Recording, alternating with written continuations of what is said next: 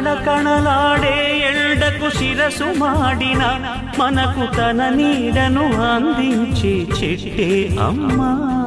చారెడు నీళ్ళైన తాను దాచుకోక జగతికి సర్వస్వం అర్పించే మబ్బే అమ్మా. ఆ అమ్మలనే మించిన మా అమ్మకు, ఆ అమ్మలనే మించిన మా అమ్మకు రుణం తీర్చుకోలేను ఏ జన్మకు.